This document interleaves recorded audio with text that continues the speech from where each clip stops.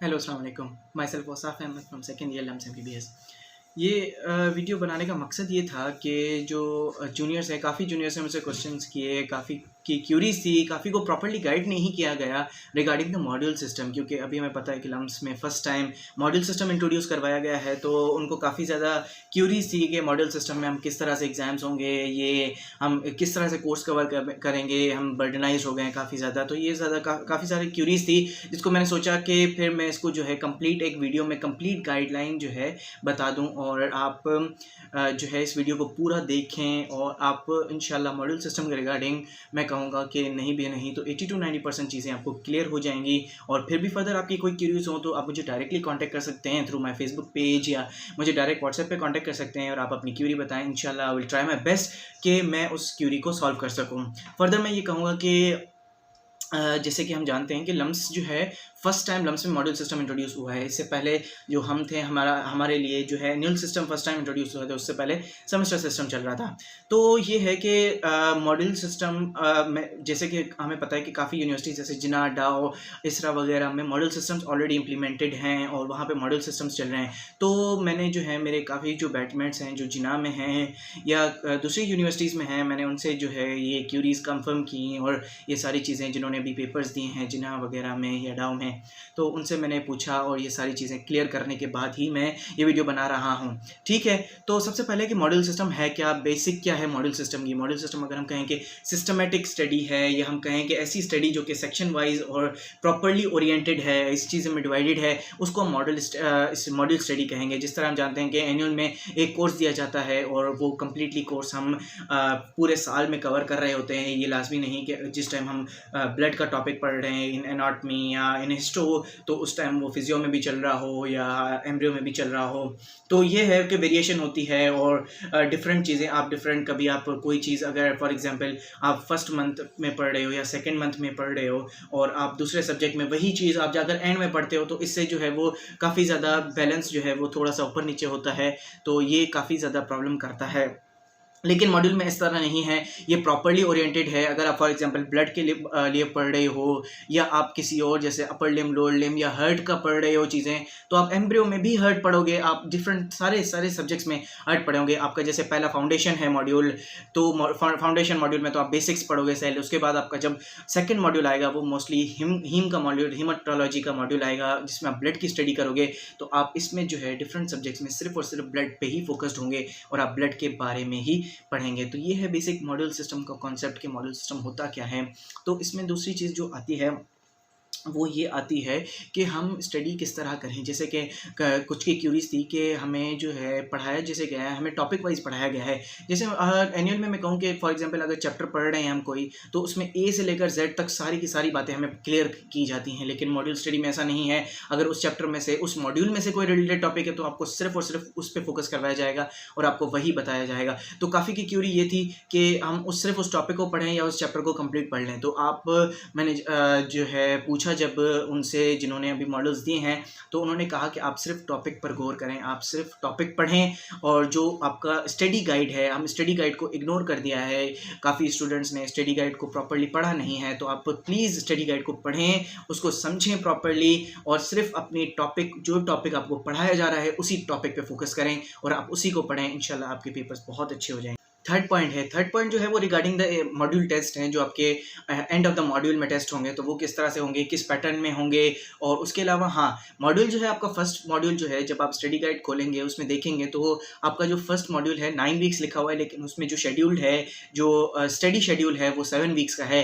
तो प्रोबेबली ऐसा होता है कि 7 वीक्स जब आपका स्टडी शेड्यूल ख़त्म हो जाता है, आपके स्टडी आवर्स ख़त्म हो जाते हैं, तो उसके बाद आपको मोस्टली प्रोबेबली हर मॉड्यूल के बाद आपको ऑलमोस्ट 1 वीक का गैप मिल जाता है कि आप 1 वीक के गैप में आप जो है सारे मॉड्यूल को कवर करें और उसके बाद लास्ट वीक में उसकी मॉड्यूल टेस्ट। तो इस वजह से 9 वीक्स का हो जाता है। और इसमें जो है मॉड्यूल टेस्ट में पूरे जो है जैसे एनुअल में आते हैं BCQs, शॉर्ट क्वेश्चन, ऑस्पी, वाइवा, सब चीज़ें ही आती हैं।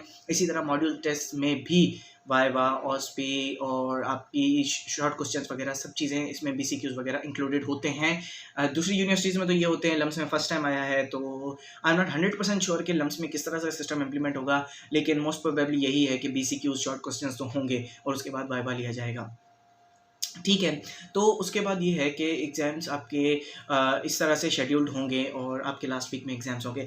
जब हम आते हैं फोर्थ पॉइंट पे कि हाँ, मॉड्यूल्स कितने होंगे, ठीक है। हमारे मॉड्यूल्स कितने होंगे फर्स्ट ईयर में? फर्स्ट ईयर में जब मैंने डाउ और जिना की सर्वे की, तो जिना में जो है 6 मॉड्यूल्स होते हैं एक साल में। फर्स्ट ईयर में 6 मॉड्यूल्स होते हैं और डाउ में 5 मॉड्यूल्स होते हैं पहले साल में। अब वो मॉड्यूल्स कौन से हैं? तो फर्स्ट तो जैसे आपको पता है कि फाउंडेशन है, सेकंड में हम हेमाटोलॉजी जिसमें हम हीम के बारे में पढ़ेंगे, थर्ड जो है जिना में लोकोमोटरी है जिसमें आप अपर लिम्ब लोअर लिम्ब वगैरह पढ़ेंगे, फोर्थ रेस्पो का मॉड्यूल है जिसमें आप रेस्पिरेटरी सिस्टम, लंग्स वगैरह इन चीज़ों के बारे में पढ़ेंगे। जो फिफ्थ मॉड्यूल आता है वो मोस्ट प्रोबेबली सीवीएस का मॉड्यूल आता है जिसमें आप हार्ट, उसकी डेवलपमेंट, उसकी फिजियोलॉजी, ये सारी चीज़ें आप पढ़ेंगे। उसके अलावा जो लास्ट मॉड्यूल सिक्स मॉड्यूल आता है वो आता है जीआईटी का जिसमें आप स्टोमक और इन चीज़ों के फंक्शंस और इन चीज़ों की हिस्टो, ये सारी चीज़ें आप इन ही टॉपिक्स पे पढ़ेंगे। तो ये अरेंजमेंट है। अब लम्स किस तरह से, फाउंडेशन तो है, नेक्स्ट प्रोबेबली सब में हीम ही होता है। उसके बाद कौन से चलते हैं ये देखते हैं, लेकिन जिना और डाउ में ये हैं। डाउ में बस एक उसमें से कम कर लें तो ये 5 हो जाएंगे, ठीक है। तो ये हो गया मॉड्यूल्स का। तीसरा है, हाँ, एक आती है कि मेजर और माइनर। ये काफ़ी पूछते हैं कि हम किस तरह से सब्जेक्ट स्टडी करें और कौन से सब्जेक्ट्स को हम ज़्यादा टाइम दें और कौन से कम टाइम दें। तो आप अपने मेजर और माइनर स्टडी गाइड जब आप खोलेंगे उसमें आप उसको एनालाइज करेंगे तो आप देखेंगे कि कुछ ऐसे सब्जेक्ट्स हैं जिनके आप पूरे मॉड्यूल में कोई 5 से 7 लेक्चर्स ही देखेंगे, उससे ज़्यादा कोई लेक्चर ही नहीं होंगे। ऐसे होते हैं, ऐसे सब्जेक्ट्स को हम कहते हैं माइनर सब्जेक्ट्स। और जो जिन सब्जेक्ट का ज़्यादा स्टडी आवर दिया जाता है, जो कि जिनकी ज़्यादा क्लासेस होती हैं, तो वो होता है मेजर सब्जेक्ट। तो आप फोकस करें मेन मेजर सब्जेक्ट्स पे, ठीक है।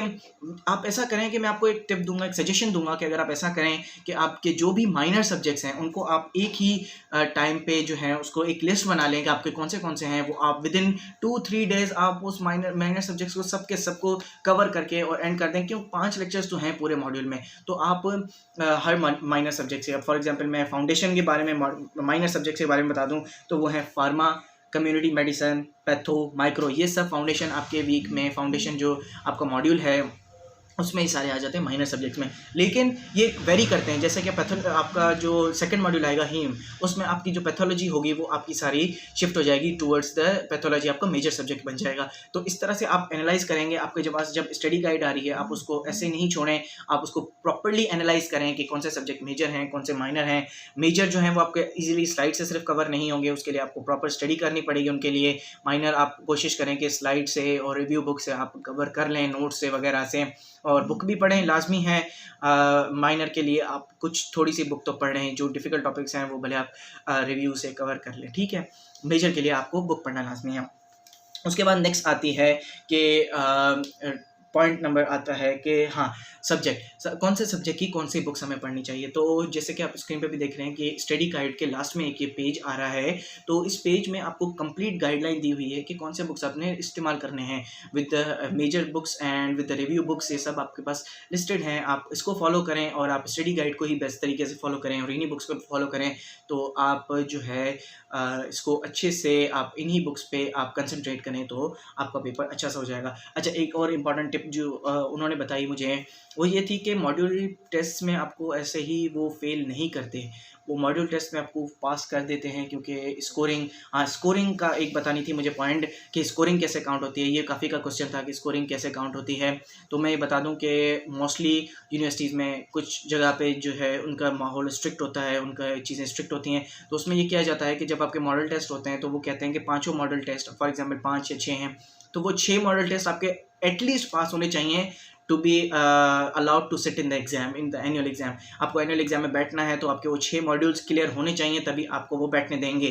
काफ़ी ज़्यादा स्ट्रिक्ट जहाँ पे होता है तो वहाँ पे आपको ही बैठने देते हैं, मतलब कि अगर आपका कोई एक भी थोड़ा सा ऊपर नीचे है तो वो आपको नहीं बैठने देंगे, लेकिन कहीं कहीं बैठने देते हैं। एक और चीज़ जो मैंने इसके बारे में सुनी, ये जो मैंने आपको बताया ये मोस्टली जिनाग में सही होता है।